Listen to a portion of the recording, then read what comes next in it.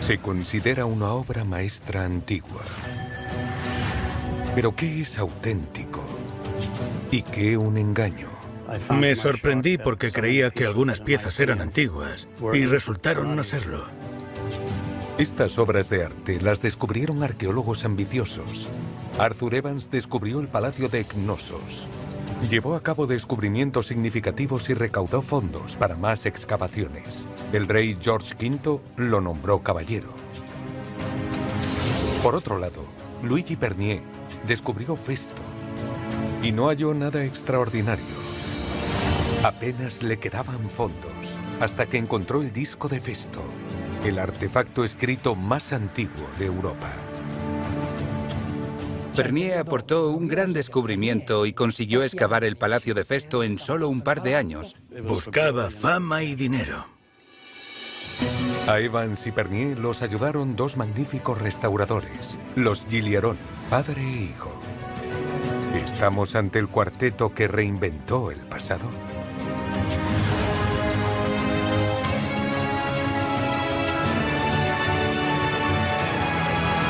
El secreto del disco de Festo. En 1900, Arthur Evans comenzó la excavación del Palacio de Cnossos. Para ello, este arqueólogo británico compró un terreno cerca de Heraclión. A Evans no solo le interesaba la arqueología, sino que quería conseguir prestigio tras la misión. No tardó en obtener grandes hallazgos y pruebas de una famosa cultura antigua que hasta entonces solo se había descrito en mitos y leyendas.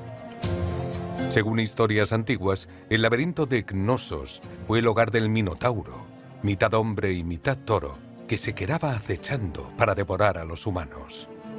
Evans estaba entusiasmado por el descubrimiento y tenía claro que resurgirían las ruinas de una magnífica cultura en la isla de Creta, el imperio del rey Minos, que en la antigüedad simbolizaba el lujo y la abundancia. Mientras tanto, en el sur de Creta, los arqueólogos italianos habían redescubierto el Palacio de Festo. Para ellos, en pleno nacionalismo, estaba en juego la reputación de la arqueología italiana.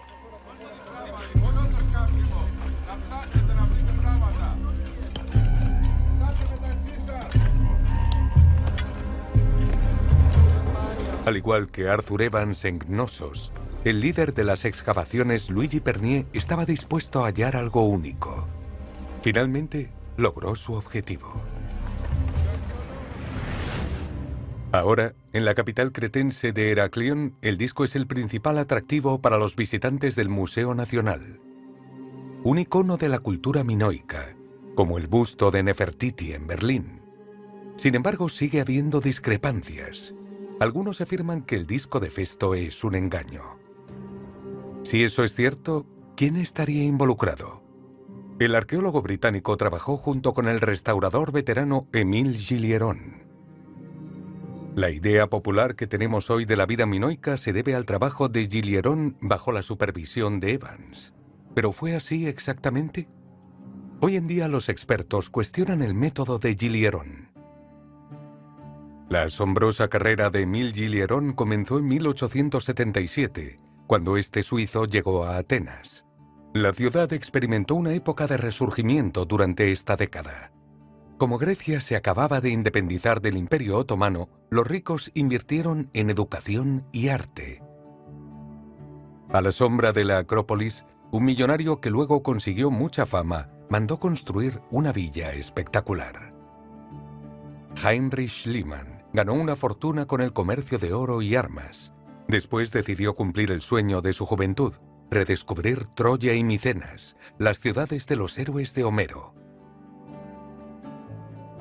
El joven Émile Gilieron tenía la esperanza de que Schliemann lo contratara. Schliemann lo puso a prueba.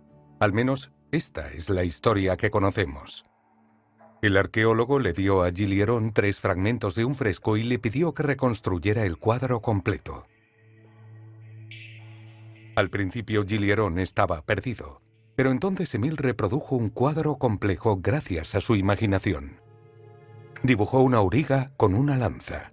Schliemann quedó impresionado porque reconstruyó el fresco como debía, pero de repente Gilieron cogió otra hoja de papel y dibujó a un guardia de un templo. Y este no fue el último borrador. Siguió dibujando varias alternativas hasta que Schliemann, desesperado, lo contrató.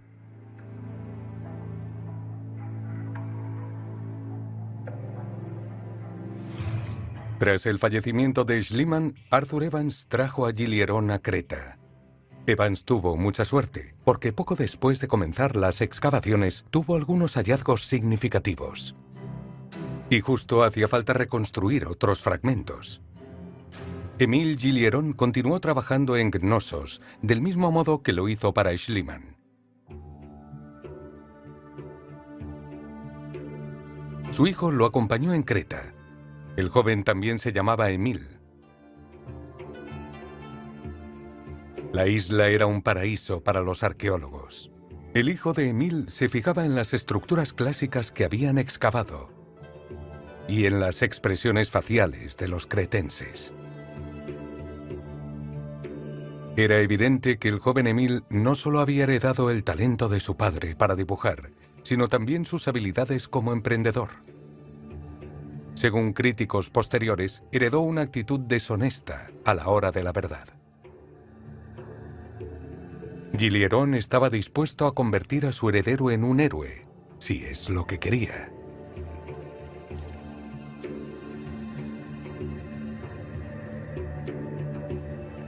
El hijo de Émile dibujaba sin parar, con mucha atención y precisión en los detalles.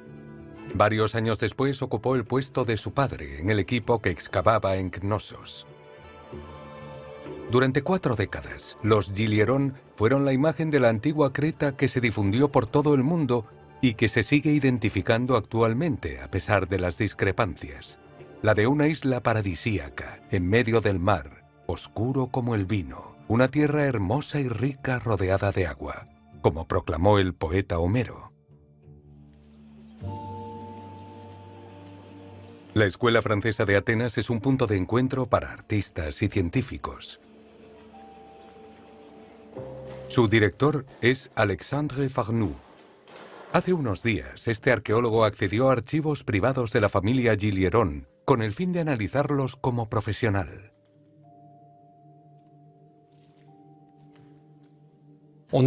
Este es el libro de los encargos del padre Gilieron. Es el formato original del catálogo que utilizaron los Gilieron para ofrecer réplicas de los hallazgos arqueológicos. En el libro aparecen todos los objetos importantes que descubrieron en las excavaciones, con fotografías de las piezas restauradas y explicaciones. Aquí, por ejemplo, dice jarrón de Pilos, y lo registró el antiguo arqueólogo alemán Müller. Luego se indica el tamaño y el precio del jarrón.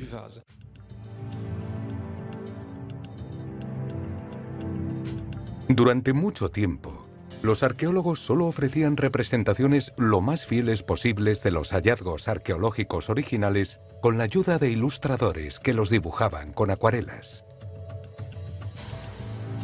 Por eso, Gilieron padre estaba en el lugar y en el momento perfecto, y con las personas apropiadas para perfeccionar su talento.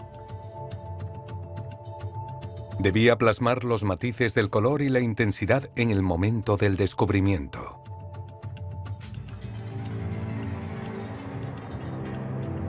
El gran ilustrador pronto creó un modo de expresión artístico para la Creta de la Edad de Bronce. Al menos el modo en que su jefe, Evans, imaginaba el imperio del rey Minos. Se trata de un dibujo a mano, elaborado a partir del original del fresco, con los contornos de los fragmentos excavados. Además, Gilieron añadió algunos detalles para recrear el cuadro. La tradición minoica del salto del toro consistía en que los acróbatas corrían hacia el animal y saltaban sobre él. Esta peligrosa costumbre formaba parte de los rituales del culto religioso y a veces suponía la muerte.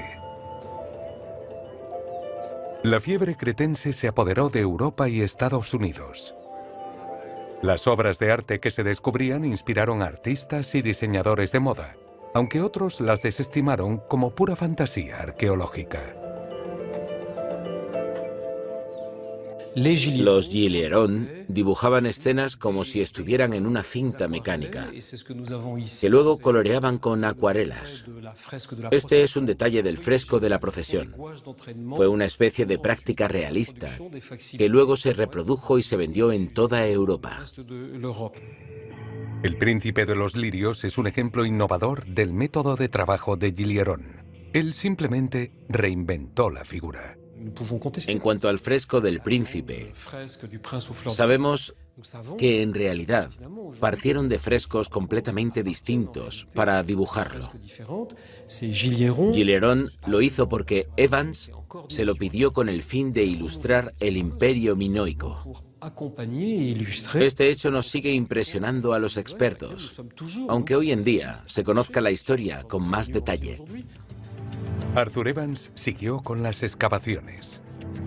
Con total convicción de que tenía una misión por cumplir, Evans casi no tenía escrúpulos. La arquitectura no minoica era un desecho para él. Nombró a las habitaciones del palacio bajo su criterio. Al encontrarse un trono de alabastro, Evans afirmó que era el trono del rey Minos. Aunque no había pruebas del funcionamiento del trono, ni siquiera de la existencia del rey Minos.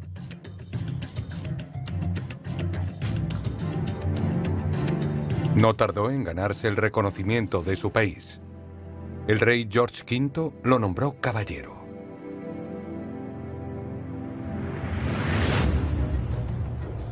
Luigi Pernier se enfrentó a obstáculos mayores.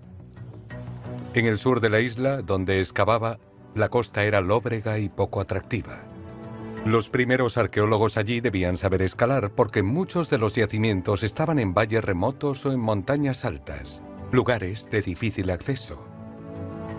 Detrás de las montañas se veía el mar de Libia. Este océano unía a los minoicos con las culturas de Oriente Próximo y Egipto, pero también servía de protección contra los extranjeros invasores. El profesor Diamantis Panagiotopoulos lleva décadas indagando en la historia de Creta de esta zona.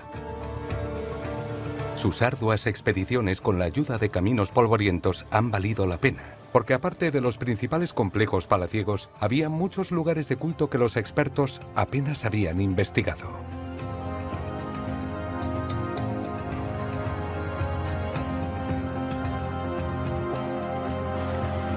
Las montañas de la costa siempre fueron una barrera.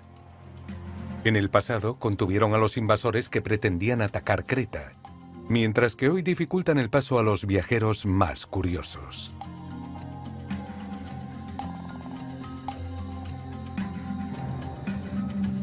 Los habitantes de Creta siempre se mostraron reticentes a los forasteros.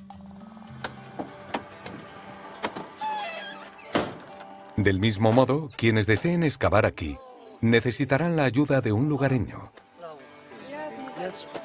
El profesor griego de Heidelberg tenía muchos amigos en la isla. Lo que él aprendió de ellos se fue transmitiendo de generación en generación. Entre las montañas se esconden innumerables cuevas y solo los pastores conocen la entrada de la mayoría.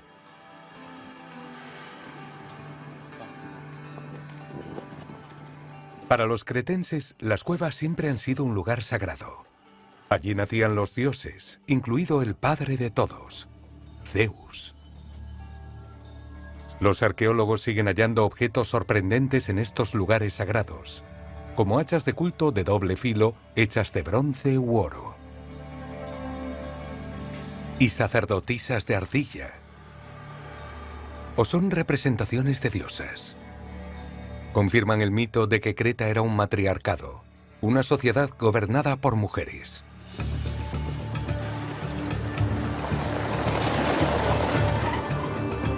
El punto de excavación del profesor Panagiotopoulos se situaba en la llanura de Mesará.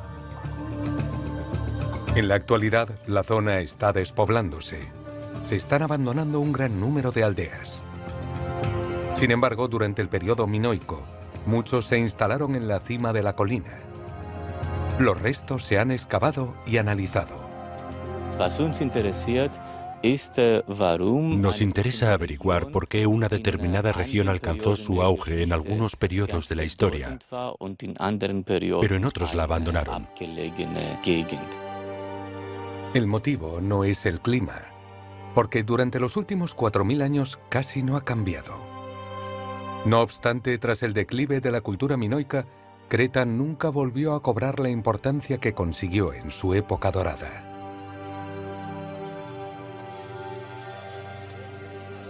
Creta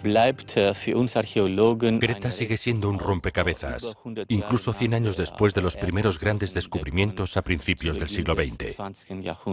Es asombroso que aquí surgiera una cultura desarrollada y que estuviera al nivel de las de Oriente.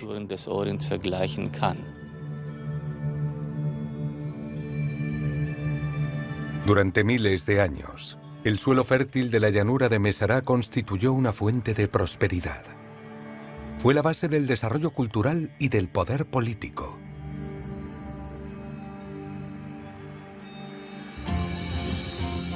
Por Creta pasaban las antiguas rutas comerciales. Como los cretenses contaban con una gran flota de barcos, el comercio creció en pueblos de todo el Mediterráneo. Así surgió la primera gran cultura europea, cuya población no tardó en instalarse en ciudades como Cnosos y Festo. Y en Festo se encontró el mayor rompecabezas del Imperio Minoico, el disco de Luigi Pernier. La arqueología italiana en Creta comenzó en un periodo histórico particular. Grecia se había independizado de Turquía a mediados del siglo anterior. Entonces Creta estaba dividida en varios protectorados: el italiano, el francés y el británico. Gracias a esta división, los arqueólogos italianos trabajaron sin obstáculos.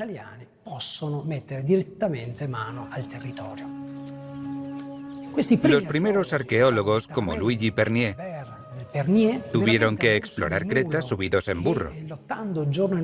Lucharon contra la malaria y se enfrentaron a otros retos impensables. En el año 1900, cuando Luigi Pernier aterrizó en Creta, la isla todavía era gobernada por turcos otomanos.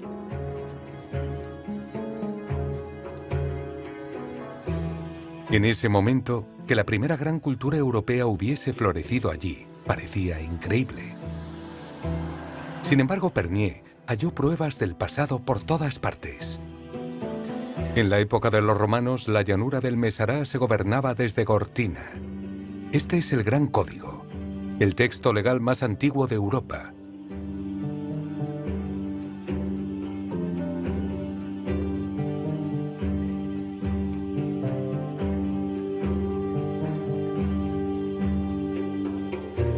Lo redescubrió Federico Halbher, un importante arqueólogo italiano. Al principio Pernier trabajaba para él. Gracias al hallazgo, Halbher se hizo famoso. En Festo, Halbher dirigía las excavaciones y Luigi Pernier al principio solo lo sustituía. Se consideraba a Pernier como alguien muy ambicioso, ya que descendía de una familia de aristócratas romanos con raíces francesas. Su oportunidad surgió cuando Halbher se vio envuelto en una intriga política. Por este asunto, Pernier se convirtió en el nuevo jefe de Festo. Se formó para la misión en la famosa Universidad de la Sapienza de Roma, donde empezó a estudiar literatura y arqueología. Hoy en día, el lingüista y arqueólogo Alessandro Greco es profesor aquí. Entre los años 1800 y 1700 a.C., Creta fue un foco cultural. Se llamó Período del Palacio Nuevo a cuando se construyeron las principales estructuras de las que quedan restos todavía. En estos palacios, los arqueólogos encontraron tablillas de arcilla con lo que se conocía como escritura lineal A. A pesar de décadas de investigación, aún no se ha podido descifrar este lenguaje escrito. Por ello, Alessandro Greco se ha visto obligado a cambiar de enfoque. Está analizando toda la información visual que ha recopilado hasta ahora para saber más sobre la religión, la estructura social y la vida cotidiana de los minoicos. El problema principal es que la mayoría de las imágenes originales solo están disponibles en miniatura. No sabemos a quién representa. ¿Es un rey o una reina? ¿Un príncipe o un dios? Tampoco sabemos cómo pensaban. Aunque el lenguaje visual de los anillos es un enigma, sabemos para qué servían. Los gobernantes los utilizaban para sellar documentos y cartas. En la Universidad de Heidelberg, el profesor Diamantis Panagiotopoulos está evaluando sus excavaciones. Aquí ocupa la famosa cátedra de arqueología clásica.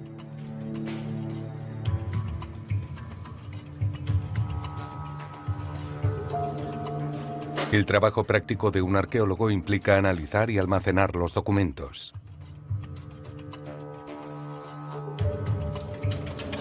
En Heidelberg se está desarrollando un megaproyecto científico en el que participan 130 expertos de 13 países. Se trata del corpus de sellos minoicos y micénicos, una gran recopilación de datos que incluye cientos de miles de negativos fotográficos y 9.000 impresiones de sellos de arcilla. Se trata de una colección de distintos materiales, formas y, sobre todo, patrones en las imágenes de los sellos de arcilla, que nos proporcionan información de gran relevancia sobre la estructura social, la ideología y la mentalidad de la sociedad. Es evidente que hay una serie de anillos grabados cuya autenticidad no se puede garantizar. Hemos comparado los ejemplos problemáticos con sellos procedentes de excavaciones arqueológicas sistemáticas, de objetos que eran auténticos. El trabajo de estos expertos es como el proverbio de la búsqueda de una aguja en un pajar. En la colección hay una imagen de un anillo con una inscripción sin descifrar. La espiral y la escritura se asemejan a la del disco de Festo. ¿Esto significa que el misterioso disco de arcilla de Pernier es auténtico? Uno de los ejemplos problemáticos es el anillo de Minos, del que se sospecha desde hace tiempo que es una falsificación. Arthur Evans le compró el anillo de oro a un sacerdote, aunque muchos le advirtieron que no lo hiciera. El anillo de Minos se encuentra en el Museo de Heraclión. Si se trata de una copia falsa moderna, ¿quién lo falsificó?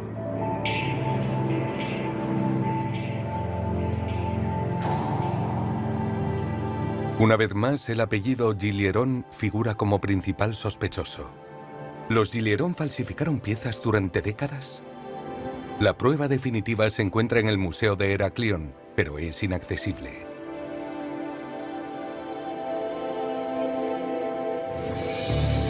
Para Gareth Owens, arqueólogo y lingüista británico, Creta es su segunda casa. Sus investigaciones se centran en las primeras escrituras del periodo minoico, como el disco. El complejo del Palacio de Festo le fascina de una forma mágica.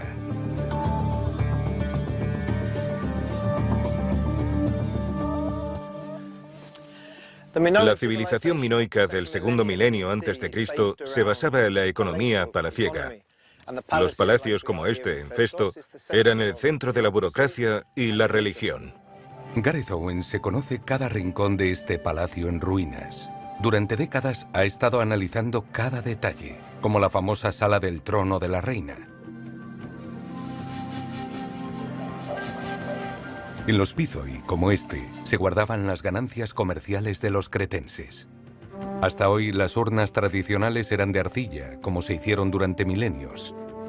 Los artesanos de los antiguos talleres palaciegos llegaron a dominar este arte, y su reputación se extendió a la corte de los faraones egipcios, que encargaban a Creta jarrones de arcilla y cuencos de plata.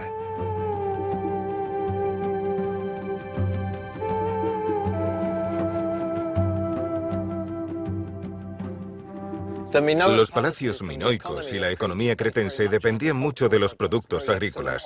El aceite de oliva y el vino eran excelentes y aún lo son. Los guardaban aquí en los almacenes. Exportaban a todo el Mediterráneo, a muchos lugares, recorriendo el mar Mediterráneo. Era un comercio internacional. El primer palacio era muy rico, se destruyó alrededor del 1700 a.C., cuando se descubrió el disco de Festo. Por eso no era de extrañar que la escritura se desarrollara en la parte sur de Creta. Este primer palacio de Festo se construyó en el año 1900 a.C. y 200 años después un gran terremoto lo derrumbó. Las puertas y los techos eran de madera y se incendiaron por las llamas de las lámparas de aceite.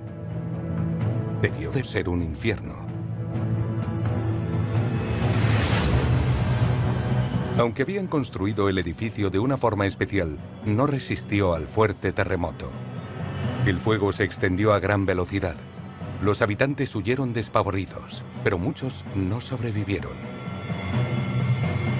Todo el complejo del palacio quedó en ruinas.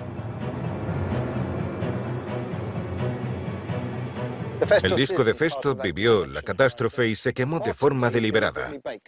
No fue un accidente como las otras tablillas lineales. De hecho, se encontró junto a una tablilla lineal y una cerámica muy bonita de estilo Camarés. Parece que en esta parte se almacenaban objetos valiosos. Se halló tirado junto a otros muchos artefactos. A Pernier le contaron que el disco se cayó desde uno de los pisos superiores. Pero intentar reconstruir el escenario de la catástrofe plantea nuevos problemas.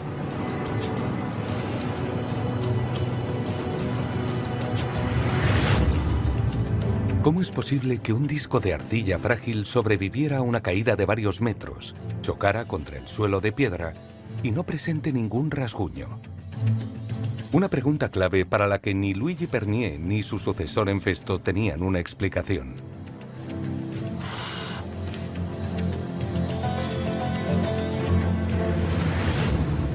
En Nueva York, Jerome Eisenberg comercia con objetos antiguos. Este especialista de renombre internacional lleva décadas analizando piezas para determinar si son auténticas o falsas. Se quemó por completo, de manera uniforme. Y la única vez que se quemaron tablillas antiguas fue en una hoguera y solo se dañaron algunas partes. Los bordes están afiladísimos y ninguna tablilla antigua ni nada de arcilla tendría bordes afilados que se pudieran dañar con facilidad. Muchas cosas no coinciden. Si no cuadran 2 o 3 detalles, puedo aceptarlo. Pero cuando son 8 o 9 cosas que no encajan en la pieza, se considera una falsificación. Si las sospechas de Eisenberg son ciertas, significaría que Luigi Pernier falsificó el registro de exploración. Sin embargo, también es posible que lo engañaran. A día de hoy no se ha esclarecido quién estaba presente en la excavación cuando se encontró el disco.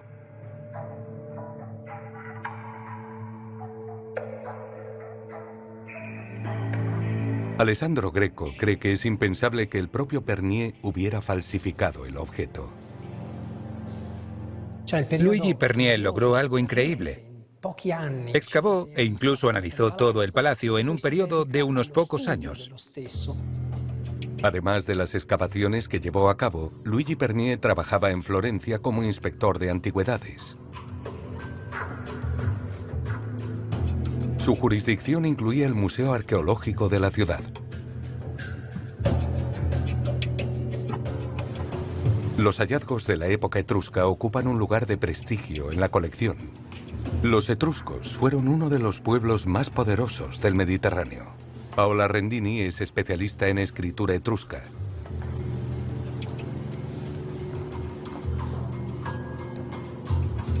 En la revista, la doctora Rendini y el director del museo analizan una de las piezas más valiosas, el disco de Magliano. Es uno de los ejemplos más importantes de la escritura etrusca. Hoy se pueden leer las 70 palabras, algo imposible en la época de Luigi Pernier.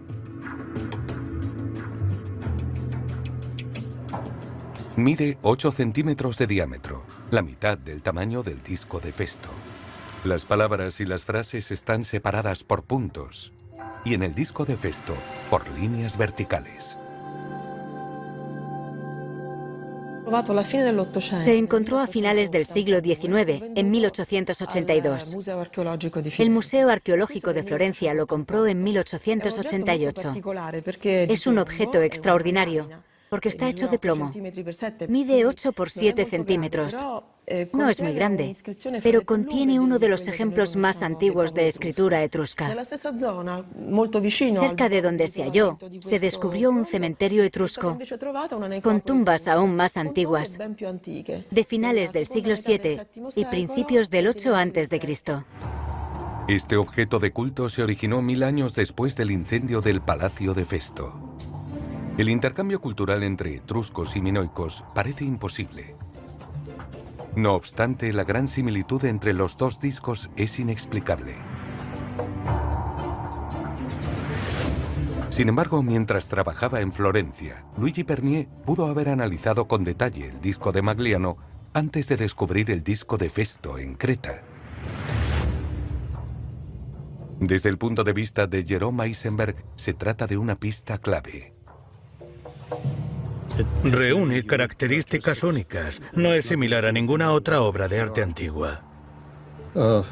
Respecto a la forma, es el único disco de gran tamaño que existe en Oriente Próximo o en la zona del Mediterráneo. Nadie puede determinar qué es ni su origen. Uno de los sucesores de Pernier en las excavaciones italianas de Festo también considera que el disco es un misterio. El disco es un objeto excepcional, con una inscripción exclusiva para Creta y todo el Mediterráneo oriental. Es una escritura con sílabas abiertas, como ka, ke, ki, ko, ku, o ta, te, ti, to, tu. Se originaría en Creta, porque las demás escrituras cretenses, como las lineales A y B, siguen el mismo patrón de sílabas abiertas. En el Museo de Heraclión, este disco es el principal atractivo. Según el museo, tiene 3600 años. Se especula que la inscripción es una oración, una recopilación de batallas o un archivo de registro.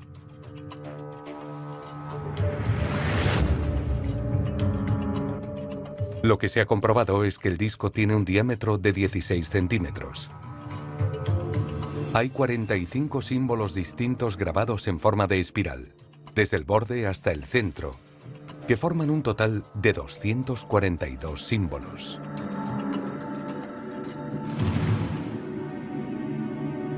Demasiados signos para un alfabeto, pero pocos para un idioma como el chino o el egipcio. Decidimos avanzar teniendo en cuenta la sistematicidad de las epigrafías. Si un signo es el mismo en diferentes escrituras, se pronunciará igual. Y las pronunciaciones de esos 45 signos pueden encontrarse entre los 90 sonidos de la lineal B, que es una escritura descifrada de aproximadamente la misma época y el mismo lugar. Mientras este experto en lingüística cree que pronto habrá un avance, Jerome Eisenberg identifica errores sospechosos. Esta inscripción va de derecha a izquierda, como los jeroglíficos egipcios. En cambio, la escritura minoica, la lineal A y la lineal B, se leen de izquierda a derecha. Es demasiado realista para ser una escritura antigua. Este símbolo es interesante. Se trata de una mano con un guante de batalla, o un caestus en latín, que solo se usó en la época romana, unos 1500 años más tarde. Por eso no tiene sentido. Si Jerome Eisenberg lleva razón, ¿cómo pudieron falsificarlo? Debe haber sido alguien que conozca los tipos de escritura clásica.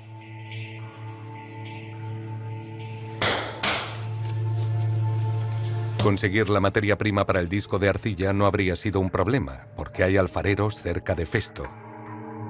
Si les pagaron bien, habrán permanecido en silencio. Luigi Pernier tenía acceso a los registros de las excavaciones y quizá quería que Italia y él alcanzaran la fama. No se sabe si tenía las habilidades artesanales necesarias para falsificarlo.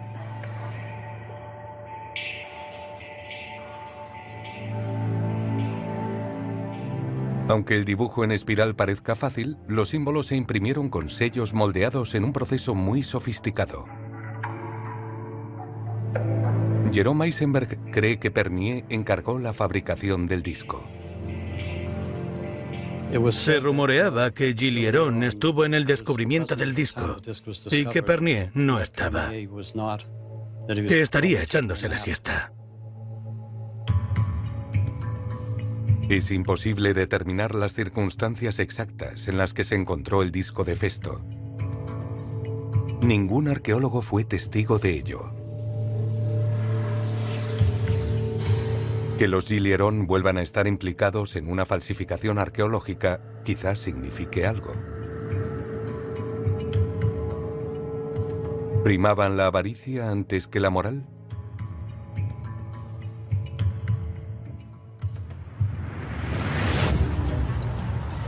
En la Universidad de Humboldt en Berlín hay rastro de las habilidades para vender de los Gilieron. La arqueóloga Nadine Becker está investigando los artefactos que compró la universidad durante la preguerra. El Instituto Winkelmann se enorgullece de las magníficas imitaciones de los talleres de los Gilieron, que son objeto de estudio para expertos y estudiantes. Todos en tamaño original, como el trono del rey Minos. Estas réplicas exclusivas costaron una fortuna. Hasta hoy en los archivos se han encontrado catálogos, órdenes de compra y cartas con los Gilieron. Las facturas originales y la documentación aduanera demuestran las asombrosas sumas que pedían los Gilieron, a las que los compradores accedían.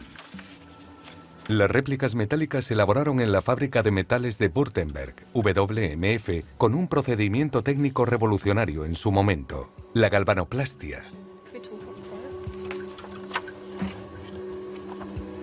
Los Gilieron vendían a precios desorbitados artículos exclusivos a clientes internacionales. Pero padre e hijo no solo pusieron réplicas a la venta.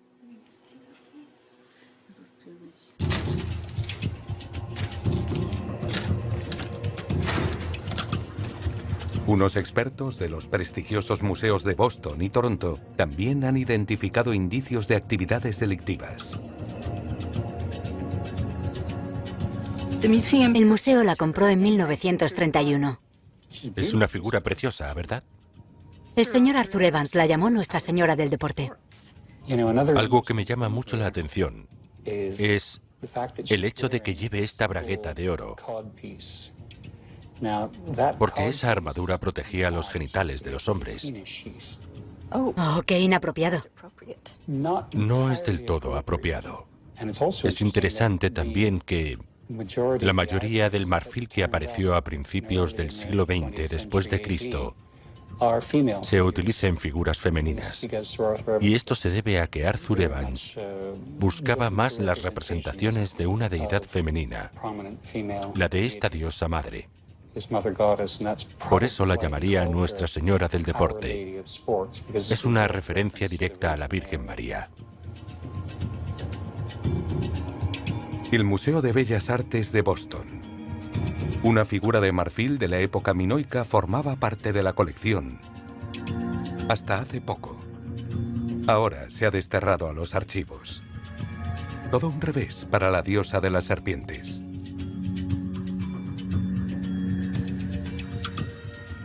¿Qué te hizo sospechar? Fueron sobre todo los rasguños de la cara. Como ves, el lado izquierdo se ha desprendido. También las escamas de marfil, muy común en este material. Las partes que sobrevivieron hacen resaltar las que no. Pero si los rasguños fueron después del tallado, lo que está intacto debería haberse visto afectado de forma simétrica. Los análisis científicos son bastante curiosos. Me sorprendió mucho el resultado.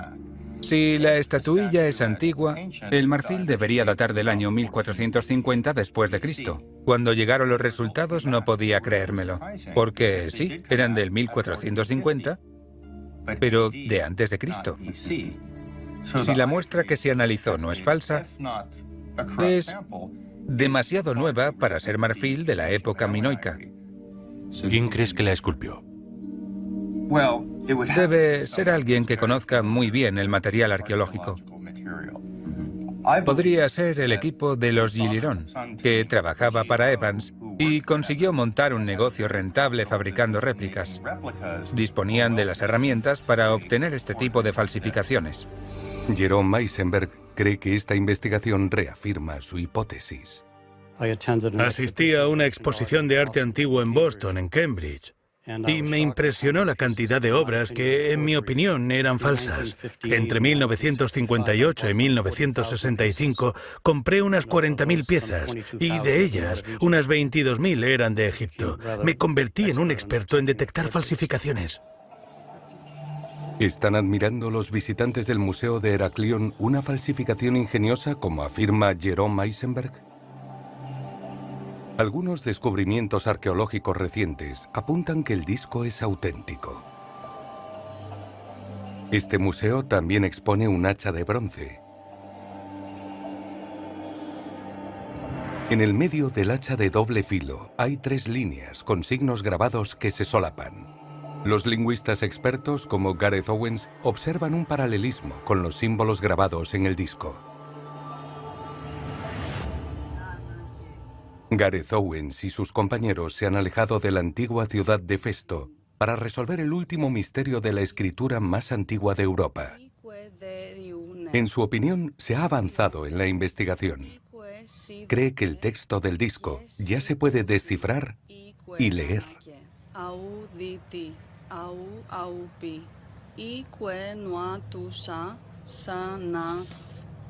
Es sin duda una oración minoica, ya que encontramos estas palabras en otros lugares de la Creta del rey Minos. Es una oración dedicada a una diosa. Creo que podría tratarse de la diosa Astarte. Iquecuria, que es la palabra clave en el disco de Festo, podría significar diosa embarazada. Se sabe que Ique significa diosa en la lineal B. Curia o Curia podría ser embarazada. Esto cobra más sentido si tenemos en cuenta que las palabras del disco de Festo también estaban escritas en la cima de las montañas, donde los minoicos hacían dedicatorias o támata a la diosa en la cima. Otra atribución a Astarte es la reina de las montañas. El monte Yuctas sobresale sobre Cnosos. Esta montaña es un lugar mágico. Se dice que el padre de los dioses, Zeus, está enterrado aquí. Desde hace miles de años, la cima de la montaña es un gran atractivo turístico, porque desde lejos parece un hombre dormido. Gareth Owens también frecuenta este lugar. A un lado de la montaña se construyó una capilla ortodoxa de 3 naves.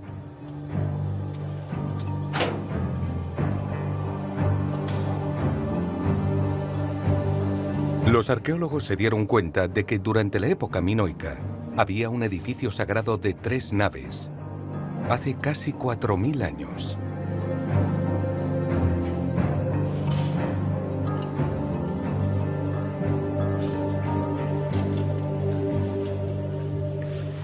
Es interesante ver las ofrendas y pensar que el pueblo ortodoxo griego actual no ha perdido las costumbres que tenían los minoicos hace 36 siglos. La gente no ha cambiado, las mismas preocupaciones, hay una continuidad. A la gente le importa su salud y pide ayuda a un poder superior. Algunas palabras de una inscripción minoica que encontraron en la montaña sagrada coinciden con las de la cara B del disco de Festo. La inscripción de la montaña se encuentra en una ofrenda de libación muy pequeña que estaban haciendo.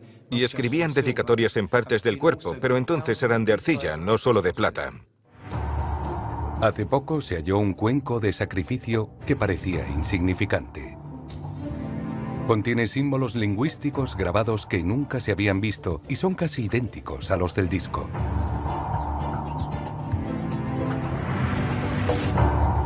Seguro que un falsificador de hace 100 años no conocía estos signos.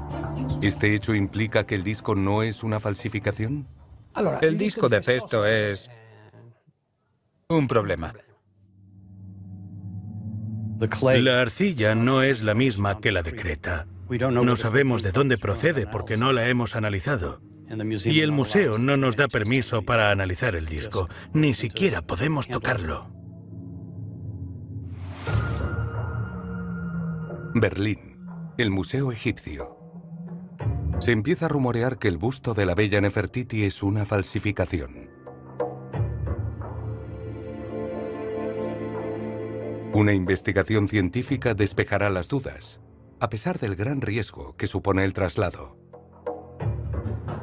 Con sumo cuidado y medidas de seguridad extremas, el objeto más preciado del museo se traslada al Hospital Charité de Berlín. El busto de la mujer considerada la más bella de todas se somete a una tomografía computarizada.